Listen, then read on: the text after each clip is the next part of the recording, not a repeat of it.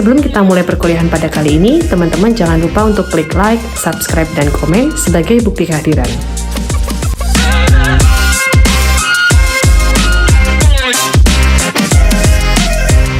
Bismillahirrohmanirrohim. Assalamualaikum warahmatullahi wabarakatuh.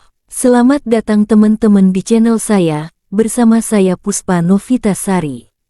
Setelah sebelumnya kita telah membahas strategi promosi, maka pada pertemuan kali ini kita akan membahas strategi produk dalam perilaku konsumen.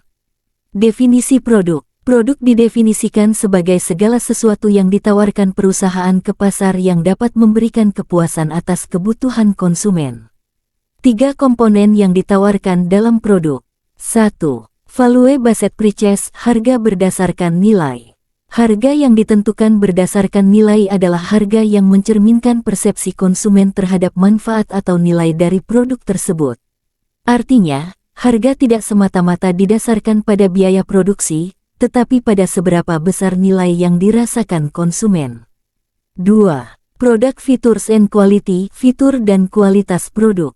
Fitur produk yang unggul dan kualitas yang konsisten adalah faktor utama yang membedakan produk dari pesaing. Konsumen cenderung tertarik pada produk yang memiliki fitur relevan dengan kebutuhan mereka serta memiliki kualitas yang dapat diandalkan. 3. Services mix and quality, kombinasi dan kualitas layanan. Layanan yang baik melengkapi produk fisik dan menciptakan pengalaman yang lebih positif bagi konsumen.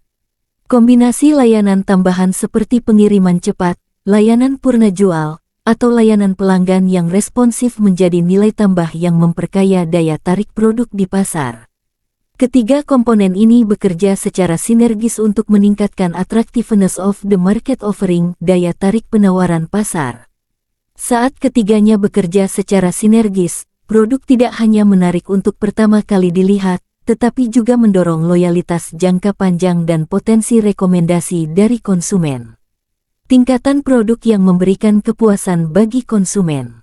Tingkatan produk ini menggambarkan bagaimana perusahaan dapat merancang produk untuk memberikan kepuasan maksimal kepada konsumen dengan memenuhi berbagai aspek kebutuhan mereka, mulai dari kebutuhan dasar hingga potensi peningkatan di masa depan. 1. Core benefit, manfaat inti. Ini adalah manfaat dasar atau alasan utama konsumen membeli produk. Pada tingkatan ini, produk menyediakan fungsi dasar yang diinginkan oleh konsumen. Contoh, pada produk telepon pintar, manfaat intinya adalah kemampuan untuk berkomunikasi dengan orang lain. 2. Basic product, produk dasar. Ini adalah versi dasar dari produk yang memberikan manfaat inti. Di tingkatan ini, produk sudah berbentuk fisik dengan fitur dasar yang diperlukan untuk memenuhi kebutuhan inti. Contoh, telepon pintar yang dilengkapi dengan fitur dasar seperti kemampuan menelepon, mengirim pesan, dan memiliki layar. 3. Expected product, produk yang diharapkan. Produk yang diharapkan adalah atribut atau kondisi yang diinginkan konsumen ketika mereka membeli produk. Pada tingkat ini, produk harus memenuhi standar atau harapan konsumen dalam hal kualitas dan fungsionalitas. Contoh, konsumen mengharapkan telepon pintar memiliki layar berkualitas, daya tahan baterai yang baik, dan kamera yang layak. 4. Augmented product, produk yang ditingkatkan. Produk yang ditingkatkan mencakup fitur tambahan atau layanan yang melebihi harapan konsumen dan menambah nilai pada produk tersebut. Ini dapat menjadi pembeda produk dari pesaing dan menciptakan kepuasan yang lebih tinggi.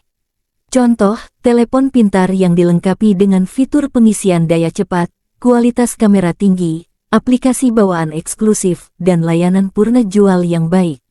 5. Potensial produk, produk potensial. Produk potensial adalah segala peningkatan dan kemungkinan pengembangan produk di masa depan. Ini mencakup fitur inovatif atau tambahan yang bisa disediakan untuk memenuhi kebutuhan konsumen yang terus berkembang.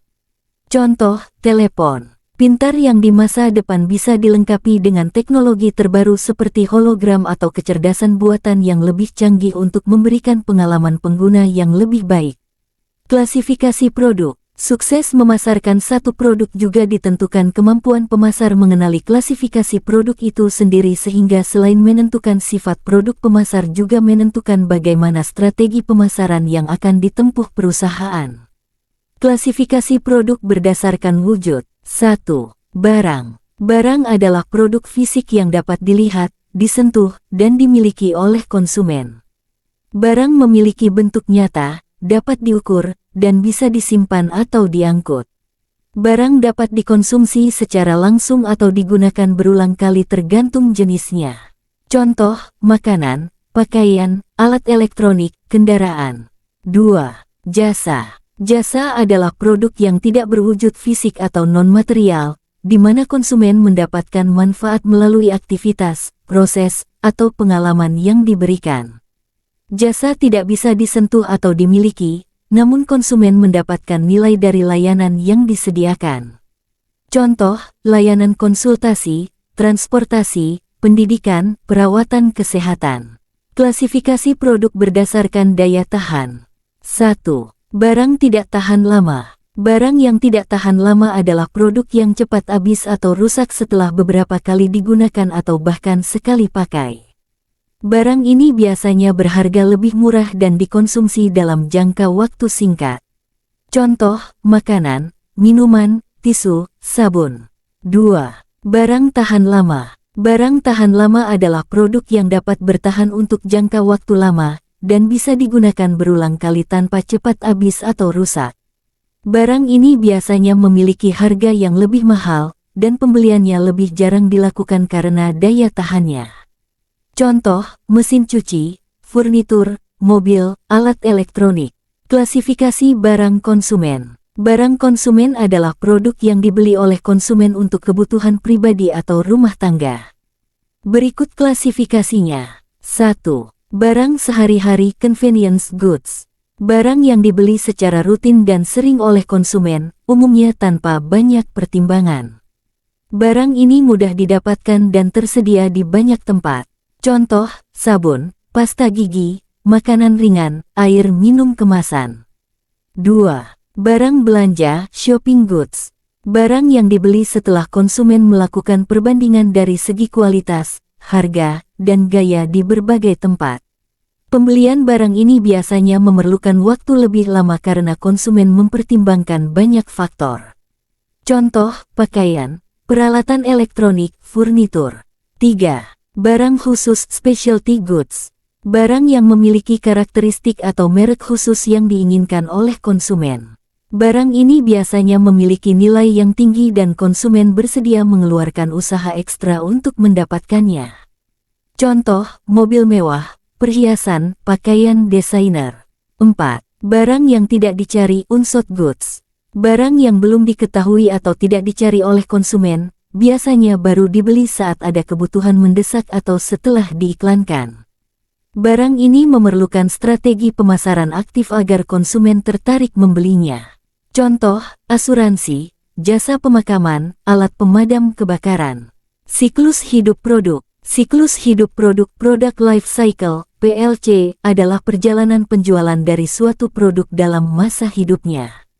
Siklus hidup produk merupakan suatu konsep penting yang memberikan pemahaman tentang dinamika kompetitif suatu produk. Suatu produk dikatakan memiliki siklus hidup, didasari oleh kenyataan bahwa produk memiliki umur yang terbatas. Penjualan produk melalui berbagai tahap yang berbeda, masing-masing memberikan tantangan, peluang, dan masalah yang berbeda bagi penjual. Laba naik dan turun pada berbagai tahap siklus hidup produk. Produk memerlukan strategi pemasaran, keuangan, manufaktur, pembelian, dan sumber daya manusia yang berbeda dalam tiap tahap siklus hidup produk. Tahap dalam siklus hidup produk. 1. Tahap pengembangan produk. 2. Tahap introduksi. 3. Tahap pertumbuhan. 4. Tahap dewasa. 5. Tahap penurunan. Diagram siklus hidup produk. Gambar berikut adalah diagram siklus hidup produk product life cycle yang menunjukkan fase-fase yang umumnya dilalui oleh suatu produk di pasar. 1.